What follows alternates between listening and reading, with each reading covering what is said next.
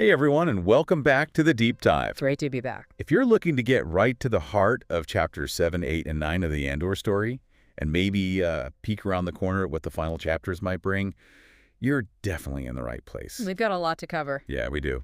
So hit that like button if you're ready to unpack some serious turning points. Drop a comment with your own thoughts as we go, and definitely subscribe so you don't miss our next exploration. Please do. Let's get into it. These 3 chapters, they feel like the story really hits a gear shift, wouldn't you say? Absolutely. What's striking about chapters 7 through 9 is this palpable sense of escalation. I mean, events aren't just unfolding anymore. Right. They're accelerating, and the weight of past decisions is really starting to, crush down on these characters. Okay, let's dive straight into chapter 7 then. Some have noted it feels like the quiet before a major storm. We find Cassian and Bix trying to carve out this little pocket of normalcy on Yavin 4.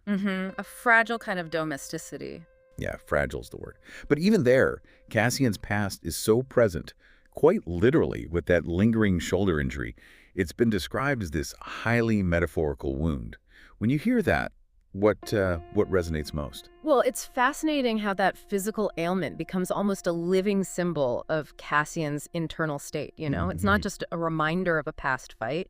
It speaks to the deeper trauma he carries, the moral compromises he's had to make, and perhaps even his ongoing tension with Luthen's methods. The ruthlessness. Exactly. Luthen's ruthlessness versus maybe a more unified rebellion idea. It's a very grounded way of showing that inner struggle. And right in the middle of this fragile piece, Willman shows up.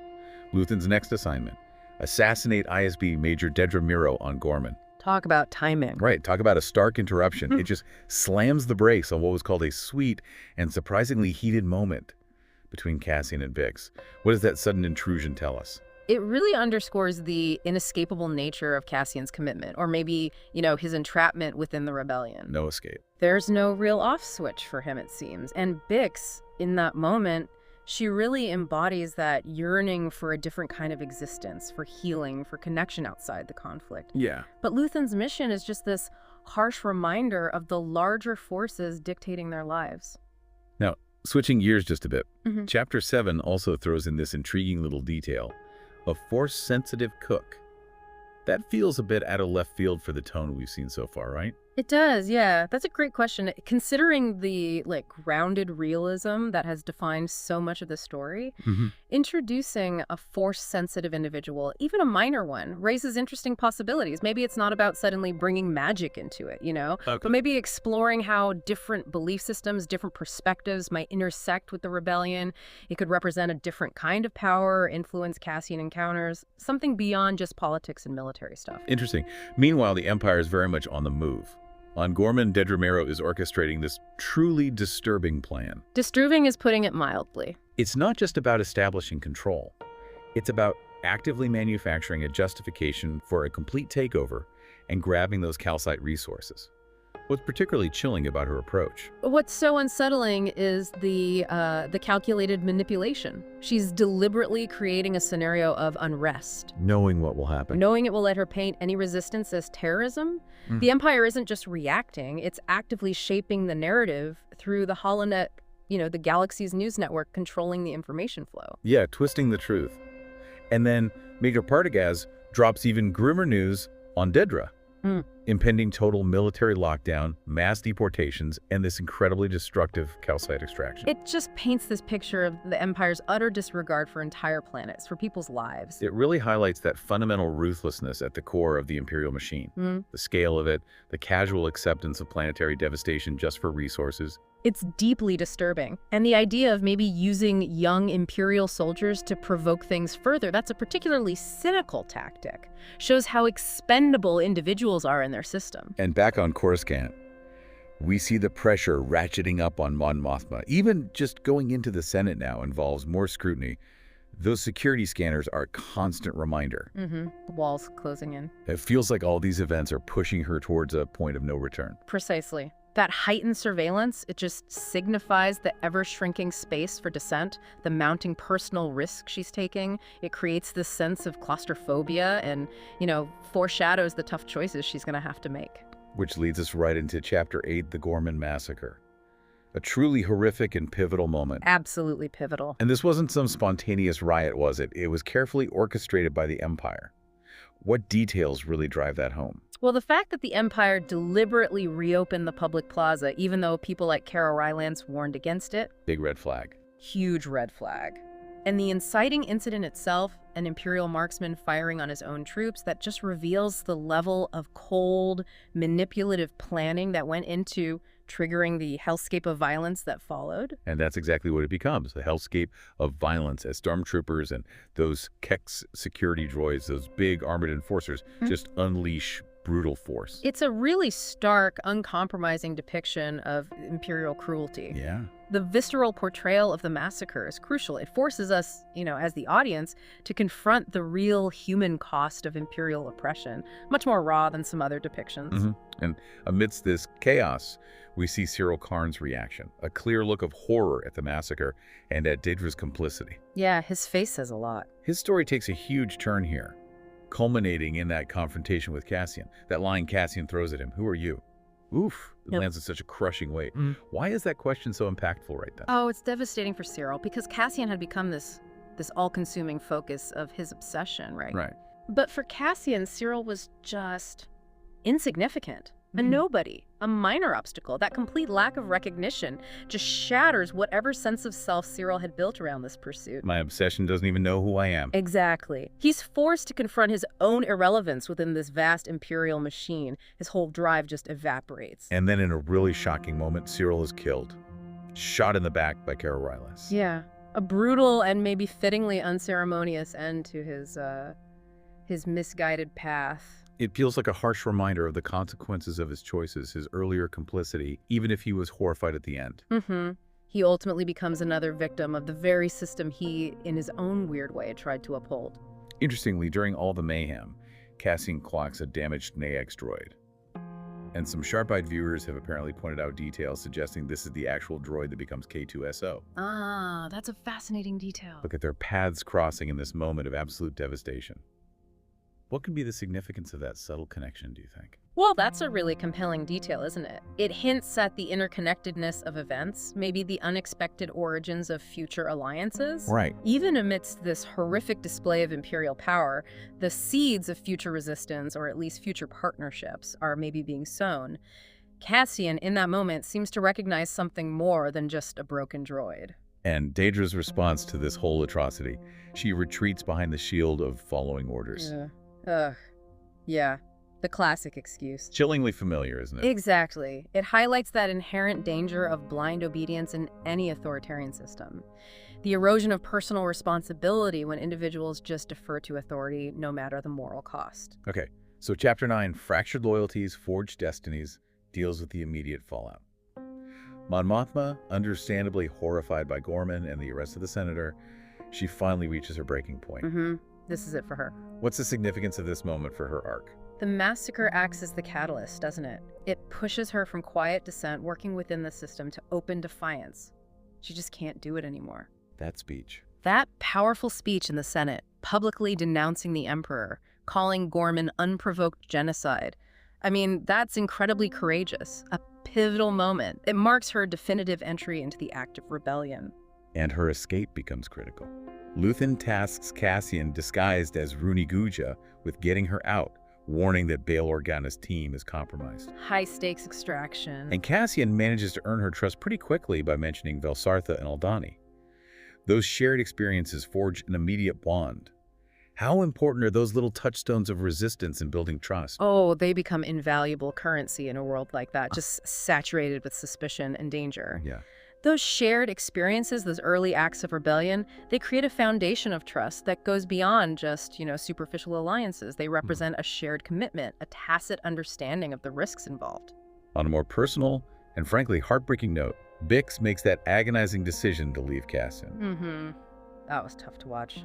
She believes she's holding him back from his purpose in the rebellion, which of course explains her absence later in Rogue One, but it carries such emotional weight. What does her sacrifice tell us? It just underscores the profound personal sacrifices that are often necessary in the face of this kind of overwhelming oppression. Bix recognizes Cassian's deep commitment to the cause, maybe even before he fully does. Yeah, maybe. Her love for him compels her to make this painful choice, believing it's for his greater good. It really highlights the tragic impact of the rebellion on individual lives, on relationships, on the desire for just a normal, peaceful life. So looking at these 3 chapters together, chapters 7, 8, and 9, some really strong themes start to crystallize, don't they? Definitely. We see the brutal reality of unchecked power and how it often leads resistance as, like, the only viable moral option left. Absolutely. Yep. The Ghorman massacre serves as this stark illustration of how totalitarian regimes operate. Using violence, manipulation, just crushing any dissent. It forces people to confront a terrible reality and maybe consider radical action. And the theme of sacrifice just permeates everything. From Mon Mothma risking her entire life and position. To Bix making that deeply personal renunciation. Yeah. Even Cyril's journey, however misguided, ended in a form of sacrifice, I suppose. That's right. The narrative really emphasizes that meaningful change often comes at a significant personal cost. Each character grapples with what they're willing to give up: safety, comfort, relationships for something they believe in, even if they define that belief differently. We also see the complex moral landscape. It's not just good versus evil, is it? We have Dedra's chilling complicity, Cassian's morally ambiguous actions, Mon Mothma's courageous but politically risky moves. It's all shades of gray. And the way the story portrays the normalization of atrocity within the Empire is particularly effective. Right, they're not cartoon villains. No, they're often ambitious bureaucrats focused on their careers, on efficiency, which almost makes their capacity for cruelty even more unsettling. It's that chilling depiction of the banality of evil. Finally, the battle for truth itself. The Empire manipulating the HoloNet versus Mon Mothma's defiant public statements. It really highlights the critical role of information and narrative control. Oh, absolutely. The Empire understands that controlling what people believe is essential to keeping power. Mon Mothma's act of speaking truth to power is a direct challenge to that control. A vital act of resistance in itself. Like she says, when truth leaves us, when it is ripped from our hands, we become vulnerable to the appetite of whatever monster screams the loudest. Powerful line. So, as we look ahead, gazing into the star stream perhaps towards chapters 10 through 12, what are some of the prevailing theories about where the story might be headed? The big one seems to revolve around the unveiling of the Death Star. It's certainly a strong possibility, yeah. We might see more development with Luthen's informant, Lonnie Young, and the intel he's gathering on Director Krennic's energy project. Key terms, maybe. Yeah, key terms like Scarif, Kyber, you know, the crystals, maybe even the name Galen Erso could surface, forging that direct link between Ghorman's calcite and the construction of a superweapon. And it seems highly likely that Cassian and Clea Markey will play a role in getting this crucial information to the fledgling Rebel Alliance leadership, probably on Yavin the Fourth. The emergence of the Death Star would definitely serve as a major catalyst for the different rebel factions to unite, wouldn't it? A threat that huge. Oh, absolutely. It would raise the stakes to an entirely new level. Provide a clear, existential threat that could galvanize those often fractured rebel cells into a more unified force. It's the kind of looming danger that could ultimately lead to the hope they talk about in Rogue One. What about the fates of some of our key players? What might the final chapters hold for characters like Luthen, Clea, Dedra, even Bix? Any strong theories floating around? Well, for Luthen, given his position and the risks he takes, a confrontation with Dedra seems almost inevitable.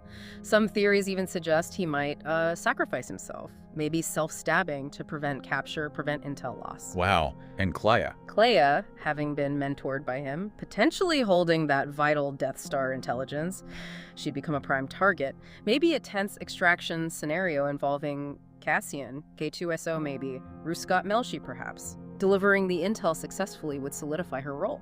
And maybe flashbacks flesh out her backstory, Luthen mentoring her as an orphan. That bond between them is deep. And the Imperials, Dedra, Partagaz. Dedra, having overseen Ghorman, might face a reckoning.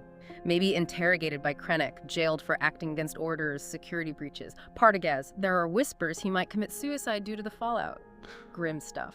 And Bix. Yeah. Any hope for her? There's a poignant theory, maybe a final reveal, that Bix is alive, safe, and possibly pregnant with Cassian's child. Oh, man. Yeah, adds another layer of tragedy to Cassian's ultimate fate in Rogue One, doesn't it? Yeah, definitely. And how do these final chapters potentially bridge that gap to Rogue One? we know where Cassian ends up.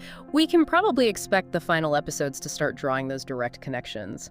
We might see Cassian and a newly reprogrammed, or soon-to-be reprogrammed, Annex Unit K2SO heading towards Jeddah. Maybe meet Saw Gerrera. Maybe a brief encounter, yeah. The very final moments could well see Cassian en route to the Ring of Kafrene, where Rogue One opens. We might also get glimpses of Krennic overseeing the Death Star, maybe Admiral Raddus as the Rebel fleet starts gathering, Mon Mothma, Bail Organa consolidating on Yavin 4. Okay. There's also this persistent, kind of intriguing theory about a possible deeper connection between Cassian and Kleya, like a familial one.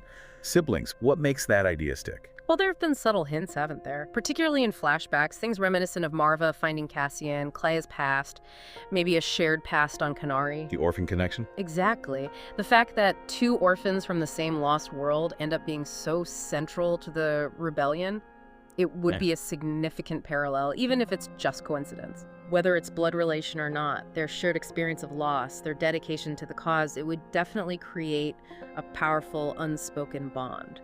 It speaks to that recurring theme of found family versus blood ties, how the Empire scatters families. And the power of shared struggle. Right. The ambiguity of the hints just makes it a really compelling point to speculate on. Yeah, it really does. Chapters 7 through 9 have definitely marked a significant shift in the Andor narrative. Yeah. The true cost of rebellion, the insidious nature of tyranny, the power of truth, all brought into sharp relief. Absolutely.